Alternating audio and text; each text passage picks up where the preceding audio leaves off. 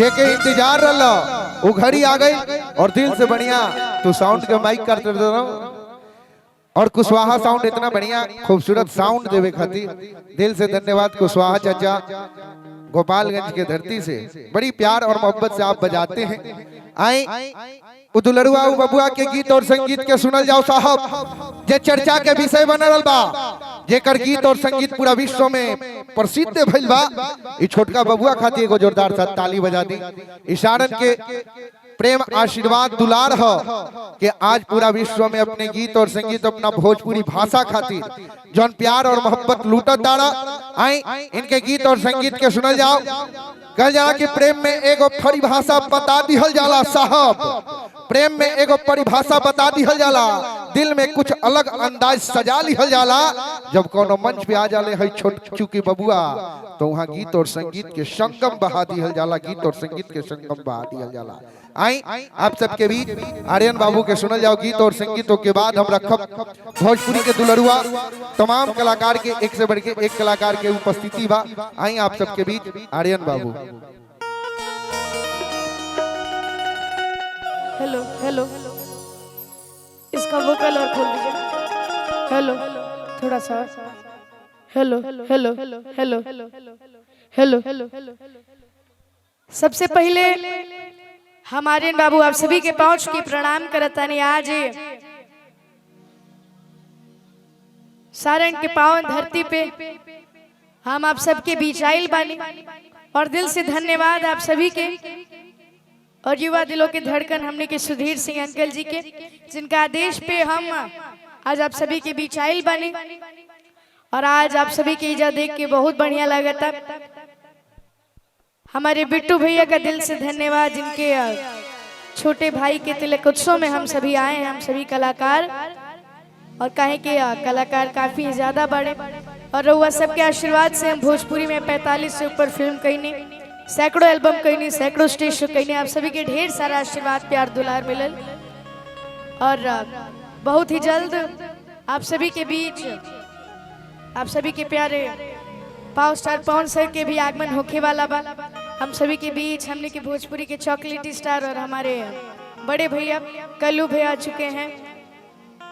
हमारे चंदन अंकल, हमारे मुकेश अंकल, छोटे बाबा की पूरी म्यूजिशियन टीम पवन सर आने वाले हैं। और कहें कि समय काफी कम बा तो ज्यादा देर ना करती हुई एक लाइन सरस्वती वंदना और तिलक में हम सभी आइल बनी जाता। एक लाइन तिलक ओकरा बाद जैसन हमार भैया लोग के आदेश हुई कि शारदा भवानी राखा और सभा बीच पानी कि दोनों हाथ जोड़ी पड़े अरे मैया मैया अरे बुधिया के हीन बानी दुखिया में दीन बनी आता पढ़नी हा कोनो पढ़ैया हो मैया। प्रेम से बोली शेरा वाली मैया की। और आइए काफी प्यारा तिलक के गीत जन हमार माई बहन लोग गावी लीजा कि गाय के गोबरा से अरे अंगना ले पायो रघु नंदन हरे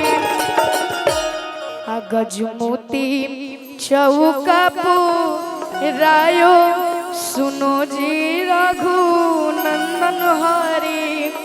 आवे के बा कि गाय के गोबरा से अंगना ले पायो रघु नंदन हरे।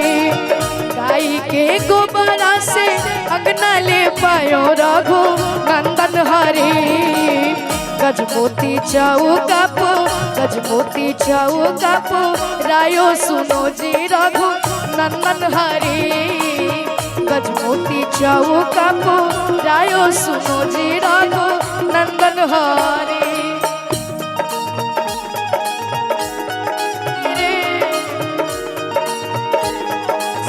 धीरे धीरे हमारा मड़वा में आई भासुर, धीरे धीरे हमारा अंगना में आई भासुर,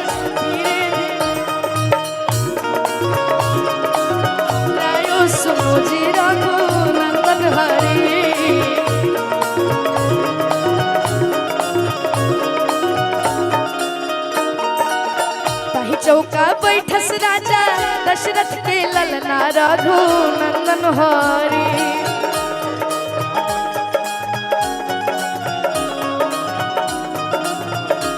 ओ ताही चौका बैठस राजा दशरथ के ललना रघु नंदन हरी।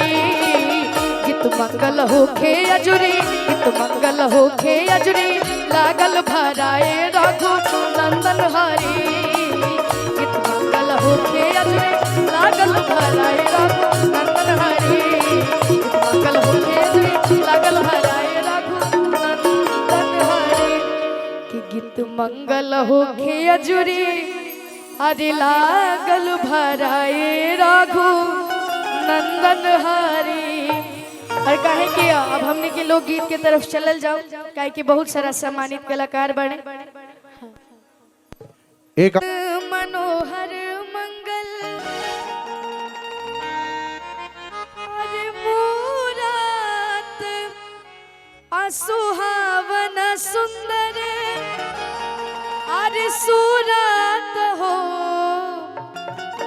कि राजा जी करे तरहल हाजरूरत मुहूरत ई खूबसूरत। अभी के भैया ए राजा जी, ए राजा जी, ए राजा जी करे तरहल हाजरूरत मुहूरत खूबसूरत हो। ए राजा जी करे तरहल हाजरूरत मुहूरत खूबसूरत हो। ऐसन मनोहर मंगल मूरत सुहावन सुंदर, सूरत सुहावन सुंदर सूरत हो।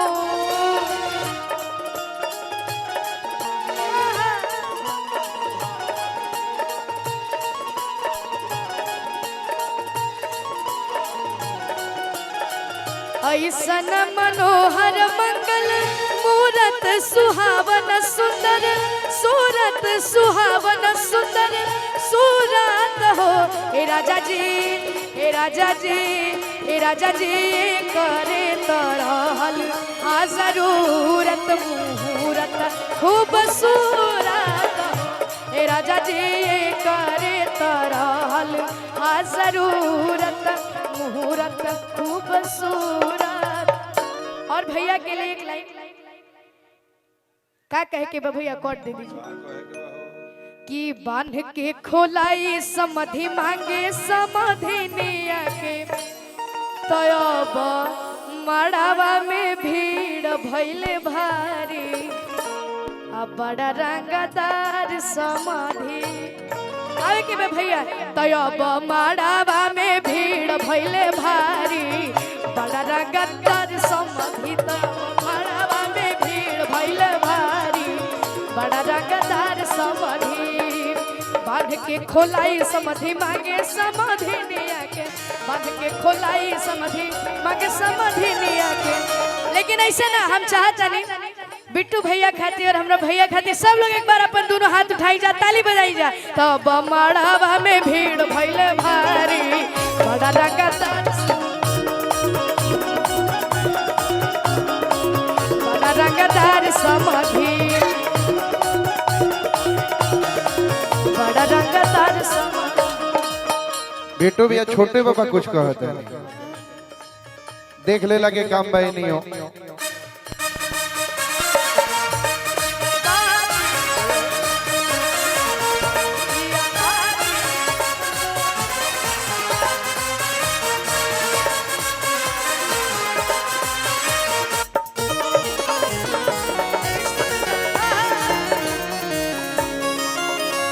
जोहार क्या कहे, हो गया है ऐसा ही कमाल क्या कहे, तुमसे मिलके दिखता है जोहार क्या कहे, हो गया है ऐसा ही कमाल। तो अब मड़ावा में भीड़ भइले भारी। बड़ा रंगदार समधि, अब मड़ावा में भीड़ भइले भारी। बड़ा रंगदार समधि। और अब हम चाहता नहीं कि लोकगीत के तरफ बढ़ल जाऊं। आप सभी के आशीर्वाद से हमारे को काफी प्यारा गाना फिलहाल में भी इंस्टाग्राम पे हाँ हाँ हाँ उहे सुनाओ तनी। हाँ वो कश्मीर के फ्रूट लागेलू आ काला सूट में। हाँ अच्छा सुनिए एक मिनट